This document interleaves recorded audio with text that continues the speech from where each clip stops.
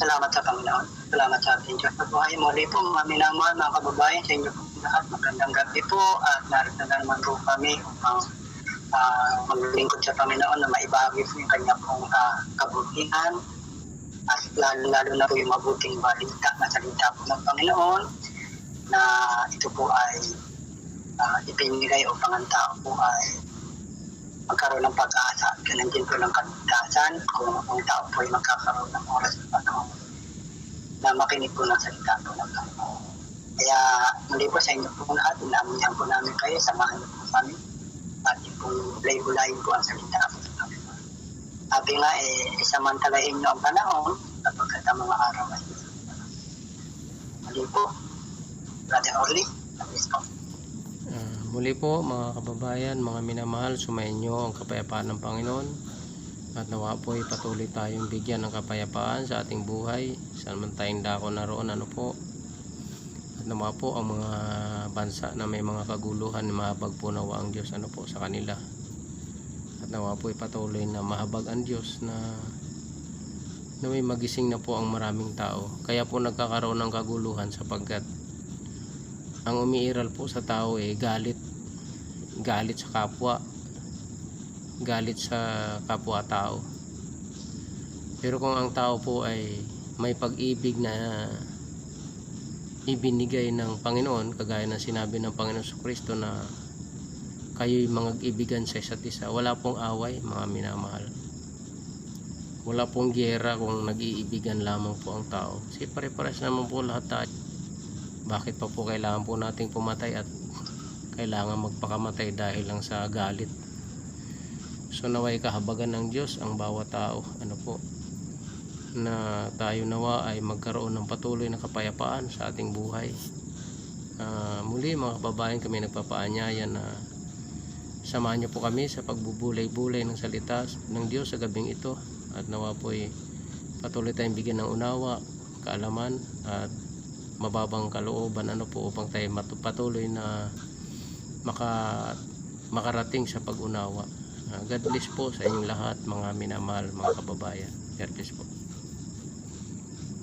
Muli po mga minamahal, muli po sa inyo pong lahat, samahan niyo po kami, bulay-bulayin po natin sa salita po ng Panginoon. Lalo na po sa panahon po ito na marami po mga tao na madali po silang magalit, madali po silang kagawa ng labag po sa kalooban ng Panginoon. Dahil natin sa puso po, yung pinag-aralan po kagabi, magdaraya po yung puso. Yan po marami po napapahamak. Dito po sa aklat po ng mga kawikaan, Kabanatang 10, talatang 12, ang sabi po rito, ang pagtatanim, ito po pagkapuot, yung napupuot, pagtatanim po ang pagtatanim ay umihila ng mga kaalitan. Ngunit tinatakpan ng pag-ibig ang lahat ng pagsalangsang. Ito po yung napakalinaw po. Yung pag-ibig po ay tinatakpan ang lahat ng pagsalangsang. Ngunit yung mga napupuot po, pag may puot po yung tao sa kanyang puso, ang sabi po rito yung humihila ng mga kaalitan. Humihila po ng kaaway. Kapag may puot ka o meron kang galit, meron kang sama ng loob, ito po yung humihila ng mga kaalitan. Kagaya po na nangyayari po sa bansa po na Israel at ganun din po sa kalapit bansa po nila na nagkakaroon ng kaguluhan. At marami po mga naiipit po ng mga tao na batang matanda na sila po ay natatakot dahil po sa kaguluhan. Pero yan po ay may layunin po bakit po nangyayari po. May layunin po bakit po yung mga bagay na yan ay nangyayari. Nais po na yung Diyos na ang tao po ay magpakulubaan, magkaroon ng takot sa kanya. Kaya dapat po sa tao, wala pong galit, dapat po sa tao may pag-ibig. Sabi po rito, ang pagtatanim o yung pagpupuot o may galit ay humihila ng mga kaalitan o tinatakpan ng pag-ibig na lahat ng kapatid. Ito nga sa bagong tipan po, sa aklat po ng Santiago, Santiago po, kabanatang 1. Kaya po kapag ang tao po may galit, po, talaga po hindi po siya nakakagawa ng mabuti, po. 20 po. Aklat po ng Santiago, kabanatang 1 sa talatang 20. Ang sabi po rito, sapagkat ang galit ng tao ay hindi gumagawa ng katwiranan niya. Noon niyo po ba, Torlen, po, mga kababayan? Yung galit po ng tao. Pag galit po ang tao, hindi po gumagawa ng katwiranan niyo siya. Ang nagagawa niya po, kumbaga sabi, hindi na po mabuti.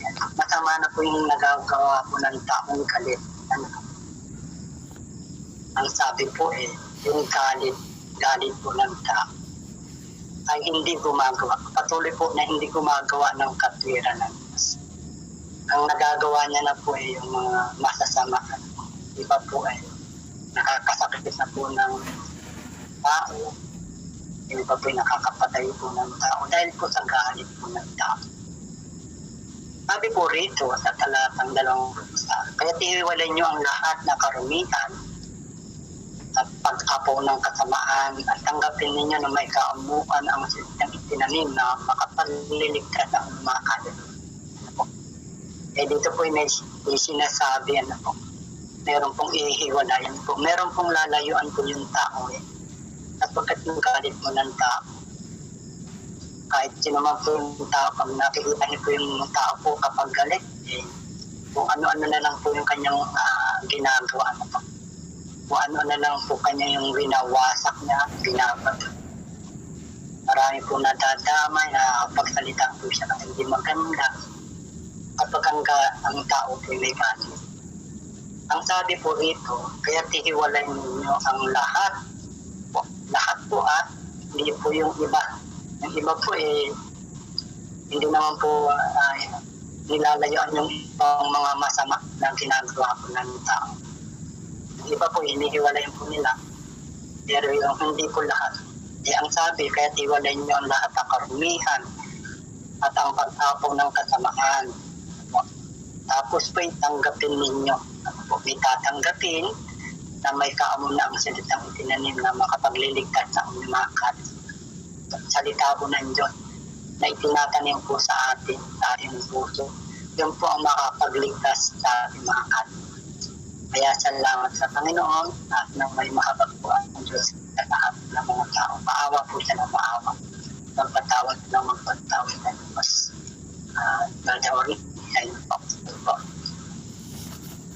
Muli mga kababayan, mga minamahal, yun nga po kung bakit nangyayari minsan yung mga nangyayari sa kagulo sa mga tao na kaya nga po nung mga nakaraan ay ate rin pong pinag-aralan nyo patungkol sa ipanalangin ninyo yung mga lahat ng mga tao at kasama na po doon na ipanalangin natin yung mga hari, yung mga nasa pamunuan sa mataas na pamamahala ay ipanalangin po natin sapagkat ganyan po nga po ang layunin po ng Diyos upang maging yung kanyang mga anak, yung kanyang mga tagasunod, yung mga alagad ng ating Panginoong Jesucristo ay magkaroon din po ng kapayapaan. Sapagkat kapag may kaguluhan po, wala pong kapayapaan ng tao. Takbo ng takbo, iwas dito, iwas doon. Kaya nga po, tayo na mga sumasampalataya sa Panginoon na hindi nararapat na makisali sa anumang kaguluhan, kundi ang atin pong gagawin ay tayo'y mamagitan, tayo'y manalangin para sa kanila upang magkaroon ng kapayapaan ng kanilang isip na nawa mahabag ang Diyos kasi marami pong napapahamak, marami pong nadadamay na mga tao.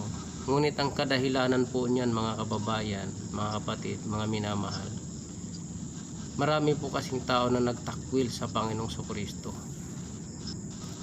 Sabi nga ng Panginoong Jesucristo dito sa Mateo, mayroon po siyang sinabi dito sa Mateo na meron siyang nais na Diyos na yung kanyang mga anak ay gusto niyang tipunin na gaya ng inahing manok sa kanyang pakpak, ano po, yung mga sisiw ay gusto niyang tipunin sa ilalim ng kanyang mga pakpak, ngunit ayaw ng tao.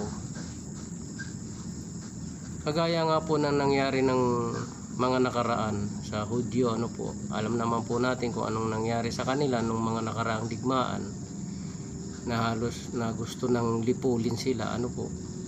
Ngunit hindi naman po ipapahintulot ng Diyos yan, sapagkat ang Israel po ay pinili po yan ng Diyos na bayan. Bayan po ng Diyos yan. Kaya nandun po yung pagkalingan ng Diyos sa Israel, ano po. Ngunit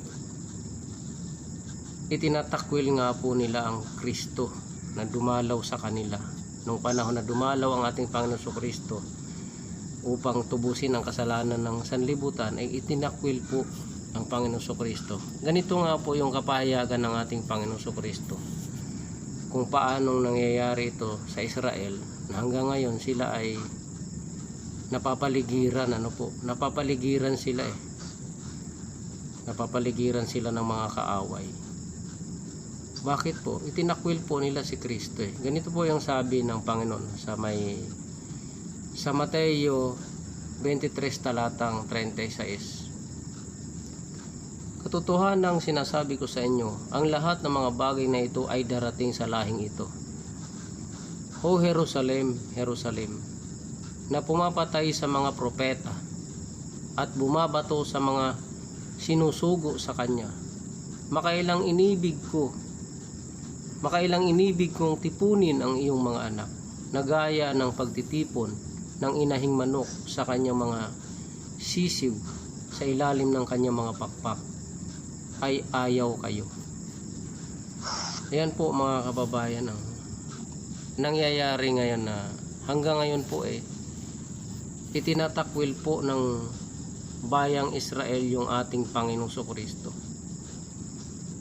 Kaya wala pong kapayapaan sa lahat na nagtatakwil sa Panginoon. Bakit po? Sapagkat si Kristo po yung kapayapaan Nasa Kanya po yung ating kapayapaan.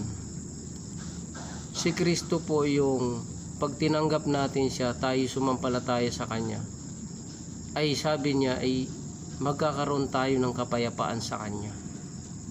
Bakit po? Sapagkat lahat ng galit, puot sa kapwa, ay aalisin po yan ng Panginoong Kristo. Kaya ang nangyayari sa mga tao ngayon, lalong-lalo na po saan mang bansa ng mga nagtatakwil sa Panginoong Kristo, ay nakikita po natin yung resulta na wala po talagang kapayapaan sa isip ng tao na wala si Kristo sa kanyang buhay. Si Kristo lamang po ang makapag-aalis ng anumang galit, puot sa ating puso. Ano po? Sabi rito sa kasunod na talata, narito ang inyong bahay ay iniiwan sa inyong wasak, sapagkat sinasabi ko sa inyo, buhat ngayon ay hindi na ninyo ako makikita, hanggang sa inyong sabihin, mapalad ang pumaparito sa pangalan ng Panginoon. Kaya sumampalataya sa ating Panginoon Kristo, tanggapin po natin ang ating Panginoong Kristo sa ating buhay, upang tayo magkaroon ng kapayapaan sa ating puso. Ano po? Ano man pong mga galit o ano man po yung mga puot sa ating puso, ay mawawala po yan sa pamamagitan ng ating Panginoong Kristo. Sapagkat yan po yung kanyang inutos na sabi niya, bagong utos ang aking ibinibigay sa inyo. Ano po? Na kayo'y mangag-ibigan sa isa't isa. Ano po? Kaya tayo ay binigyan ng Diyos, ng Panginoong Kristo, ng bagong utos na tayo'y mangag-ibigan sa isa't isa. Anong layunin po ng tayo'y mangag-ibigan sa isa't isa? Kasi pagka ang umiiral po sa puso ng tao, pag-ibig sa kanyang kapwa, hindi po niya isiping pumatay Kasi iniibig nga po niya yung kapwa utos pa nga po ng Panginoon Kristo, ibigin ninyo ang inyong mga kaaway. At pakanin ninyo yung mga yung nagutom. Pag ang iyong kaaway ay nagutom, pakanin mo. Pag ang iyong kaaway ay nauhaw, painumin mo. Ganun po yung aral ng Panginoon Kristo eh. Yun po yung aral niya. Pag-ibig sa kapwa, pag-ibig sa kapatid. Ito yung sinasabi ng Panginoon Kristo dito sa Juan Kapitulo 3, Tatang 34. Isang bagong utos ang sa inyo'y ibinibigay ko, na kayo'y mangag-ibigan sa isa't isa, na kung paanong iniibig ko kayo, ay mangag-ibigan naman kayo sa isa't isa. Yan po mga kababayan. Yan po ang bilin ng ating Panginoong Kristo na ano ba ang dapat na pamumuhay sa mga alagad niya, sa kanyang mga lingkod. Ang aral po niya ay mangag-ibigan sa isa't isa. Hindi lang naman po ito sa iniutos ng Panginoon Kristo sa kanyang mga alagad na ang kanyang alagad lang iibigin ng kanyang mga alagad, kundi ang sabi nga niya doon sa ibang talata na ibigin ninyo yung inyong mga kaaway. Ano po? Kaya yan po ang pangunahing utos, ano po. Kaya mga kababayan, nawa po ay patuloy nating alalahanin ng ating Panginoon Kristo upang tayo ay patuloy na magkaroon ng kapayapaan sa ating buhay. So nawa po ay magkaroon ng kapayapaan ng mga bansa ngayon na nagkakagulo, ano po. Naway mahabag ang Diyos sa bawat tao. Naway magligtas ng magligtas ang Panginoon sa bawat tao na nagnanais na kumilala sa ating Panginoon Kristo. God bless you po mga kapatid. Oo nga po, yun ang maganda po magkasundo na po, magpakumbaba, magpasakop po. Marami na pong tao na wala na pong pag-ibig. Kaya ang sabi nga po sa aklat po ng Mateo, magtitis hanggang sa wakas ay maliligtas. At ang sabi, wag lumamig, yung pag-ibig. Pagkat yun po yung napakalaga. Dito nga sa aklat po ng Roma, Kabanatang 13, talatang 8 po. Ang sabi po rito, napakaganda po nito. Ito po yung ang sabi po rito, huwag kayo magkautang ng ano pa man sa kanino man, maliban na sa mga ibigan kayo, sapagkat ang umiibig sa kanyang kapwa ay nakaganap na ng kautusan. Ano po, umiibig sa kanyang kapwa. Ano po, brother Len, no? Opo. Pag iniibig mo yung kapwa, nakaganap ka na ng kautusan. Ano po? Pero yung pinakamahirap gawin to ng tao, ano po, yung pag-ibig sa kanyang kapwa. Ano po? Marami po dyan, hindi siya magtagumpay pag-ibig sa kapwa. Kasi nga may galit, ano po, may puot sa kanyang puso yung tao. Dito ang sabi, huwag kayo magkautang ng ano pa man sa kanino man, maliban na sa mag-ibigan kayo sapagkat ang umiibig sa kanyang kapwa ay nakaganap na ng kautusan. Ano po, sapagkat ito, huwag ka mangangalo niya, ayan po yung sa kautusan huwag kang papatay, huwag kang magnanakaw, huwag kang mananakin. At kung meron pang ibang utos ay nauwi siya sa bitang ito mo, bagay ibigin mo ang iyong kapwa na gaya ng iyong sarili. Brother Olen, no? Ibigin mo ang iyong kapwa gaya ng iyong sarili. Ano po? Ano pa gusto mo sa sarili mo? Diba po? Di ba gusto mo sa sarili mo, ikawang ka ng mabuti? Di ba po, Brother Olen, no? Gusto mo yung ikawang ka ng mabuti. Ganun din gawin mo sa kapwa. Huwag mo din siya ng mabuti. Yun po yung maganda yun. Ibigin mo ang iyong kapwa, gaya. Pareho po gaya ng iyong sarili. Ano po? Tapos ang sabi, sa talatang 10, ang pag-ibig ay hindi gumagawa ng masama sa kanyang kapwa. Ang pag-ibig na ay siyang katuparan ng kautusan. Ito po malinaw po. Ano po? Ito po yung mahalaga. Pero kapag ginagawan mo ng masama ang iyong kapwa, wala kang pag-ibig. Ano po? Hindi mo muna susunod yung utos po ng Diyos. Ano po? Ang pag-ibig po daw, ang sabi, ay hindi gumagawa. Patuloy po ito ng masama kanyang kapwa. Ano, ang pag-ibig nga ay siyang katuparan ng kautusan. Kaya napakaganda po na ang tao ay magkaroon po ng pag-ibig. Paano siya magkakaroon ng pag-ibig? Para magkaroon po siya ng pag-ibig, makinig po siya ng salita po na Diyos. Orlena po. Yun po yung mahalaga para malaman mo na kung paano ka magkakaroon ng pag-ibig sa iyong kapwa, ay makinig ng salita po ng Diyos. Andun po sa salita po ng Diyos, doon po natin malaman kung ano ba yung kalooban ng amang nasa langit. Kasi marami po mga tawag sa ating Paiso Cristo, hindi naman po gumaganap ng kalooban ng amang nasa langit. Yung kalooban po ng amang nasa langit ay ibigin mo ang iyong kapwa na gaya ng iyong sarili. Napakaganda. Kaya nawa ay ang tao ay nagkaroon ng pag-ibig. Kaya alam po, nakikita po natin marami pong balita na binabalita po. Puro away na lang, puro away na lang pong nangyayari po. Kunting kibot, ano po, yung iba po kunting problema lang po nag-aaway-aaway na po yung mga tao.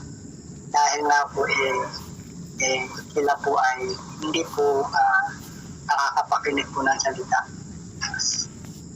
Brother Orly, hindi po. Yun nga po mga kababayan, mga minamahal. Ang layunin po kasi kung bakit ipinangangaral po yung pag-ibig sa kapatid, pag-ibig sa kapwa. Kasi pag ang tao po ay parehas po na umiibig sa kanyang kapwa, ayaw niyang gumawa ng masama sa kanyang kapwa, wala pong gulo, wala pong away, walang patayan. Ang nangyayari po kasi kung bakit may patayan, may kaguluhan, may mga giyera, sapagkat po ang umiiral sa puso ay puot, galit, paghihiganti, ano po. Kaya nga po sinasabi ng Panginoon, ng Panginoong Kristo, kung bakit nangyayari ito lalong-lalo na po sa kanyang bayan na pinili na sa kanila po dumating yung mga kautusan. Ngunit nung dumating nga po ang ating Panginoong Kristo na siyang manunubos, ano po, itinakwil po nila hanggang ngayon. Hindi po tinatanggap. Meron naman pong mga kumikilala kay Kristo. Ang problema po hindi naman po katotohanan ng pangangaral. Sa bansa po na yan, marami pong mga lumalabas na iba't ibang sekta, iba't ibang relihiyon. Ngunit, hindi po katotohanan. Marami pong hindi katotohanan ng aral Kaya, ang sabi ng Panginoon Kristo na sabi niya dito sa Lucas 19 talatang 41 na sinasabi, kung sa araw na ito'y nakilala mo sana sa iyong sarili ang mga bagay na nauukol sa iyong kapayapaan, datapwat ngayoy pawang nangatatago sa iyong mga mata. Hanggang ngayon po kasi mga kababayan huli mayroon pa po yata silang hinihintay na tapos balibalita po yung itatayo yung pangatlong templo daw po, na yun po ang nangyayari ngayon na magulo sapagkat itinatakwil nila si Kristo, hindi nila tinanggap na tunay naman po ng ating Panginoon Kristo talaga siya po yung tagapagligtas. Batay po sa mga kasulatan, sa mga kaganapan, sa mga hula, at sa kaganapan ng mga hintil na ayon din po yan sa mga hula, mga kababayan, na kanyang magiging bayan niya o hindi niya bayan. Magiging bayan ng Diyos yung hindi dating bayan ng Diyos. Si Kristo po yung gumawa noon, mga kababayan. Ano po ang patunay po niyan, mga kapatid? Dito po sa Efeso, dito po sa Kapitulo 2. Kapitulo 2, talatang 13. Ano po? Datapot ngayon kay Kristo Jesus, kayo na noong panahon ay nalalayo, ay inilapit sa dugo ni Kristo, sapagkat siya ang ating kapayapaan, na kanyang pinag-isa ang dalawa, at iginiba ang pader na nasa gitna na nagpapahiwalay, na inalis ang pagkakaalit sa pamamagitan ng kanyang laman, kahit kautusan na may mga batas at ang palatuntunan, upang sa dalawa ay lalangin sa kanyang sarili ang isang taong bago, sa ganito'y ginawa ang kapayapaan.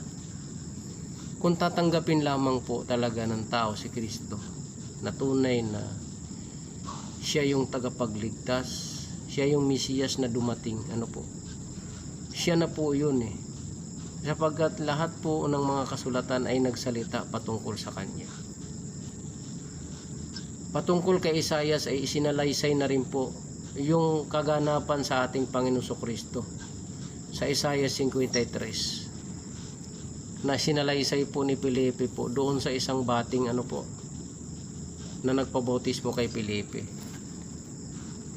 Marami pong pagpapatutuo patungkol kay Kristo na siya na po yung Mesiyas. At ayon po dito sa nakasulat na tayo noon ay nalalayo. Tayo noon ay hindi bayan ng Diyos. Hindi tayo bayan ng Diyos. Hindi tayo kasama sa bansang pinili ng Diyos. Tayo po ay tinatawag ng mga hintil. Ano po? Tayo po ay hindi Hudyo sa lahi. Tayo ay mga hintil sa katutubo. Ngunit nilingap tayo sa pamamagitan ng dugo ni Kristo. At yan po ang kaganapan, mga kababayan, kung bakit hanggang sa wakas ng lupa ay maraming kumikilala sa Panginoong Kristo. Sapagkat dito po natin matatagpuan ang tunay na kapayapaan sa ating Panginoong Kristo. Gaya nga po ng nakasulat dito sa Efeso nating binasa, datapot ngayon kay Kristo Jesus kayo na noong panahon ay nalalayo, ay inilapit sa dugo ni Kristo, sapagkat siya ang ating kapayapaan, na kanyang pinag-isa ang dalawa, at iginiba ang pader na nasa gitna na nagpapahiwalay, na ilalis ang pagkakaalit sa pamamagitan ng kanyang laman, kahit kautusan na may mga batas at ang palatuntunan, upang sa dalawa ay lalangin sa kanyang sarili ang isang taong bago, sa ganito'y ginawa ang kapayapaan, at upang pagkasunduin silang dalawa sa isang katawan sa Diyos sa pamamagitan ng krus, na sa kanya'y pinatay ang pagkakaalit.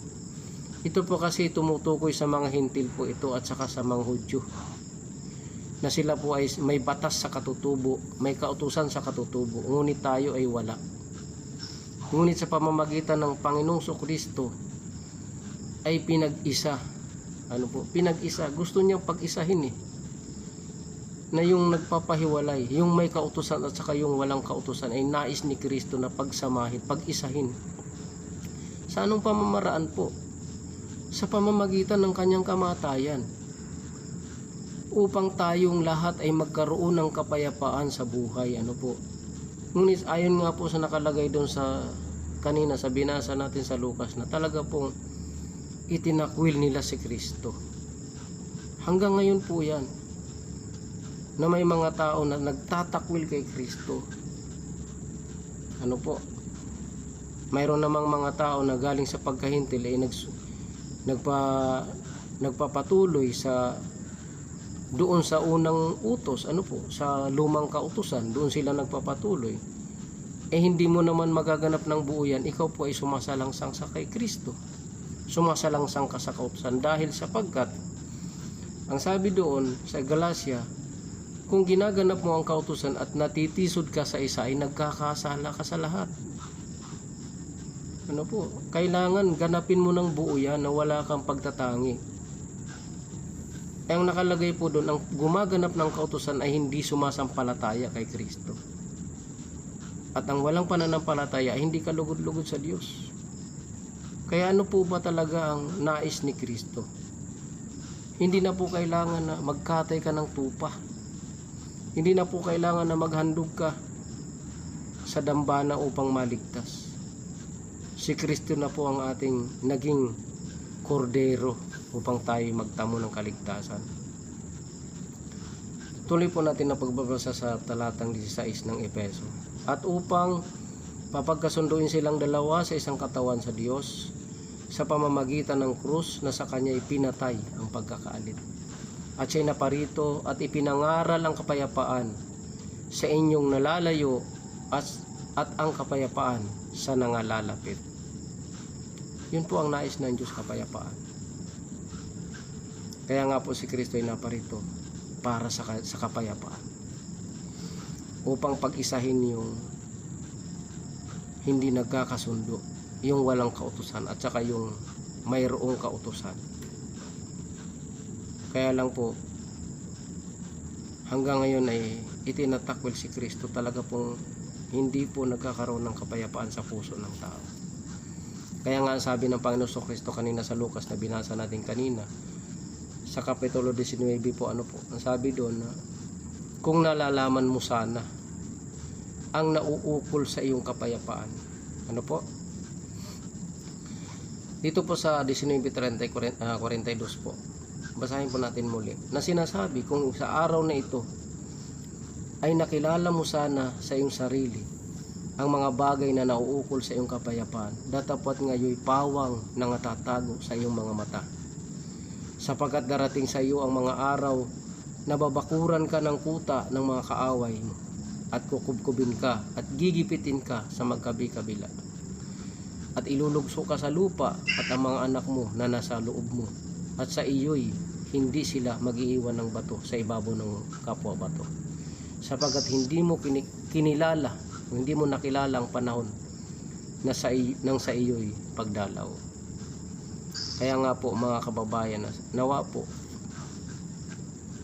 may maunawaan natin kung bakit ang ating Panginoon Kristo ay naparito. Ang layunin po niya ay upang ang tao ay bigyan niya ng kapayapaan sa Kanya, na ang bawat taong sumampalataya sa Kanya ay magkaroon ng kapayapaan sa puso. Magkaroon ng pag-ibig sa kapwa. Yun po ang aral niya, na mga ibigan sa isa't isa. Apo, yun na ay napakaganda po. Yung tayo po ay hindi po, inilakip lang po tayo dun sa Israel. Nilakip. Hindi po tayo kabilang sa bayan ng Israel. Inilakip po tayo sa kanila. Kaya yun po yung napakaganda dahil po sa ating sa Kristo, sa kanyang dugo. Tayo po ay naging kabahagi po ng bayan po ng Diyos, ng Israel po.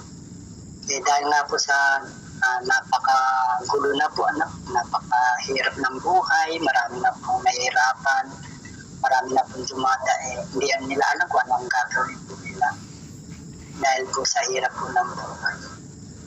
Dito po sa aklat po na Mateo, kabanatang 24, talatang 12, ang sabi po rito, at dahil sa pagsagana ng katampalasanan, ang pag-ibig na marami ay lalamig. Dito po ay sasagana po yung katampalasanan, ng kasanaan. Sasagana. Sumasagana na po ngayon. Buong mundo na po, yung kasamaan po ay sagana na po yung katampalasanan. Kaya marami po, yung pag-ibig ng marami ay lalamig. Ano po ba yung pag-ibig na marami na ang lalamig? Yung pag-ibig po, yung pagsunod dun sa utos po ng marami na po hindi susunod dun sa utos po ng Diyos. At ang sabi po dito sa talatang 13, na dapat ang magtitiis hanggang sa wakas ay siyang maliligtas. Ito po ay may pagtitiisan po yung tao. Yung tao po na dapat ay hindi po lumabig ang kanyang pag-ibig. Yung pag-ibig po ay yung pagsunod po doon sa utos po ng Diyos. Marami pong lalamig, marami pong mawawala ng punangganan na sumunod doon sa utos po ng Diyos. Dahil po sa pagsagana po ng katampalasanan. Ang sabi na dapat ang magtitiis hanggang sa wakas ay siyang maliligtas. Maliligtas po, yung magtitiis hanggang sa wakas. Yung hindi po lalamig yung kanyang pag-ibig. At dito po ang sabi po sa talatang 11, at magsisibangon na maraming bula ang propeta at kanilang ililigaw ang marami. marami na po ngayon yung iba po nalilito na po kasi po sa dami po ng mga nagtuturot ng ngangaralan po. Yung iba po nagtatalo-talo na po. Dati po magkakasama, nagkakahiwa-hiwalay na po, tapos nagsasalita na po ng masama sa kanyang kapwa. Yung dati niya pong kasama, pinagsasalita niya na po na hindi maganda. Ang sabi, magsisibangon ng maraming bula ang propeta at isa nilang ililigaw ang marami. Talatang 10 po ang sabi, at kung magkagayon, maraming matitisod, marami po matitisod, at mga kakanuluhan ang isa't isa at magkakapuotan ang isa't isa. Yun po, puot na po ang nangyayari po sa marami po mga tao. Lalo-lalo na po yung nagpapakilalang sila po ay sa Diyos. Yan po, marami po nagpapakilalang sa Diyos. Kaya lang po, hindi rin po magkasundo. Nagsasalita po ng masama sa kanyang kapwa. Yan po yung nangyayari na po ngayon. Kaya ang sabi, ang magtitis hanggang sa wakas ay siya maliligtas. Para po makapag-tiis po tayo, huwag pong lumamig yung ating pag-ibig. Ang pag-ibig po na tinutukoy yung pagsunod po sa utos po. Naway tulungan po tayo ng isang mahabag po na mapagkando sa lahat ng mga tao. Lalong-lalo na po yung mga hindi pa po nakakapakinig po ng salita. Marami pa rin po hindi nakakapakinig po ng salita. Salamat sa Panginoon. Ayun nga po mga kababayan, kaya kami po ay patuloy na naghihimok sa bawat isa na tayo po ay patuloy na magbulay-bulay ng salita ng Diyos. Tayo po ay patuloy na magpasakop kay Kristo, sapagat kay Kristo lamang po natin matatagpuan ang kapayapaan. Wala sa kung kanino man, wala sa kung saan, wala sa mga sekta na itinatayo ng tao. Ang tunay po na kapayapaan ay na kay Kristo. Ano po? Marami po kasi mga tao na naghahanap ng kapayapaan.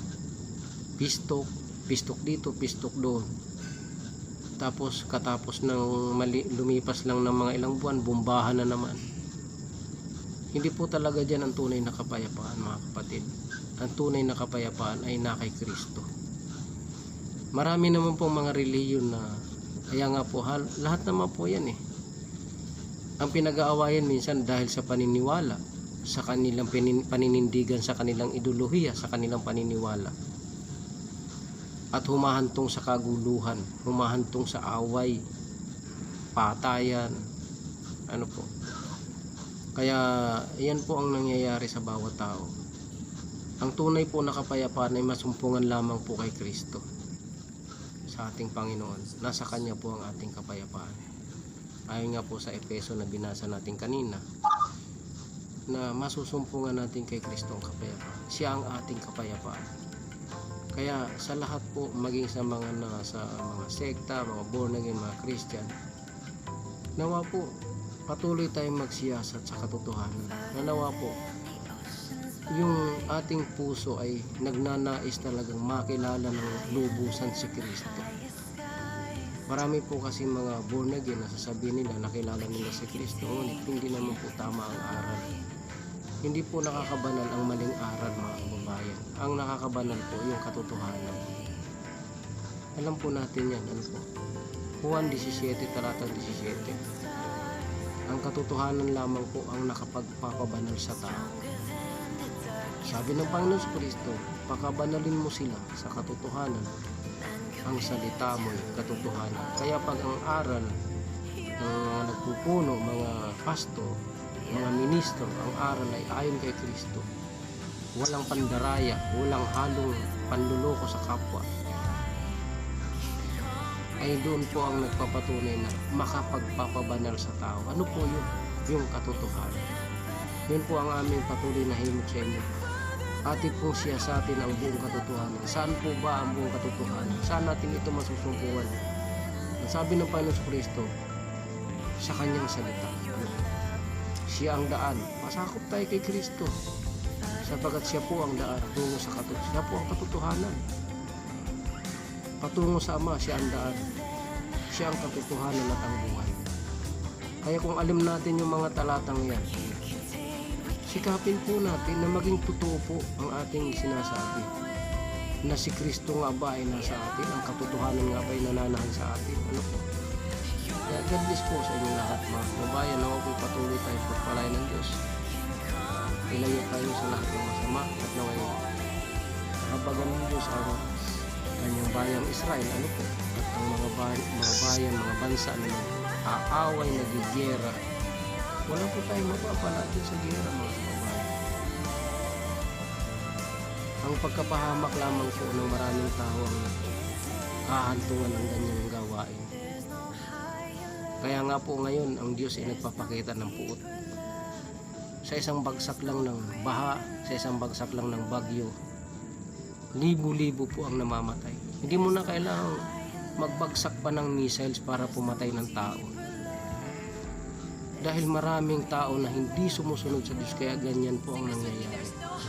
Away, kaguluhan, gera, sakuna, patayan, lahat po yan pinahintulot ng Diyos na mangyari sa tao sapagkat hindi nila kinikilala ang Diyos na lumalang ng lahat ng bagay at ang kanyang sinugo na ating Panginoon sa Kristo na dapat sana ay magkaroon ng kapayapaan sa puso ng bawat tao kung si Kristo lamang ang mag-ahari sa buhay ng bawat tao. So muli mga kababayan, narito po ang ating kapatid si Brother Riano. Ako, salamat sa Panginoon. Dito nga po sa aklat po ng Roma, kabanatang 1:8. Sabi po rito, sapagkat ang puot ng Diyos ay nayag mula sa langit laban sa lahat na kasamaan at kaliguan ng mga tao na mga sinasawata ang katotohanan ng kaliguan. Hindi po yung puot ng Diyos na po nahayag mula sa langit laban sa lahat po na kasamaan at kaliguan ng mga tao na mga sinasawata ng katotohanan ng kaliguan. Ang kaliguan sinasawata sa pamamagitan ng kaliguan kasi nungalingan po ng tao. Marami na po nagtuturo ng hindi na po katotohanan kundi kasi nungalingan. Diyan po napupuntan po. Kaya naway mahabag po na mahabag kaya tawa po siya na mahabag. Nawag gamitin po tayo ng Panginoon sa ikalululang kalaman po ng kanyang ng pangalan. Kayo din po, sana gamitin po ang bawat isa na makapaglingkod sa Panginoon. At sa inyo pong lahat, walain po kayo ng Panginoon sa lahat po ng mga napinig na tawad po. Brother Raymond Kento, God bless po sa bawat isa. Yan na po mga kabayan, at nawa po sa inyo po na may mga karamdaman, may mga sakit, huwag po kayo mawala ng pag-asa. Sa Diyos po tayo umasa mga minamahal. Ang Diyos po ay sandali lamang po tayong pagalingin. Sapagkat sabi nga doon sa yung isang tao na sabi sa isang salita mo lamang ay sabihin mo ang salita, gagaling ang aking alipin. Ano po? So kung pinapagaling ng Panginoon sa isang salita, lahat po tayo kayang gawin ng Diyos sa buhay natin yan. Basta sampalatayan na natin si Kristo na kaya niya tayong pagalingin. Ano po? Kaya po minsan tayo'y hindi nakakatanggap ng kagalingan sapagkat nag-aalinlangan po. Ayaw po ng Diyos yung nag-aalinlangan. Ang pananampalataya po ay dapat buong puso na tayo sumasampalataya upang tayo'y kalingain ng Diyos at dinggin sa ating mga dalangin. So muli po mga kababayan, kami patuloy na nagpapaanyaya sa inyong lahat na kami po ay patuloy na nagpapahayag ng salita ng Diyos dito po sa programang ito at nawa po ay ingatan kayo ng Panginoon saan man kayo naroon, saan man dako naroon ng bawat isa, naway gabayan kayo ng Panginoon at ilayo sa lahat ng masama. God bless po sa inyong lahat mga kababayan, mga minamahal. God bless po.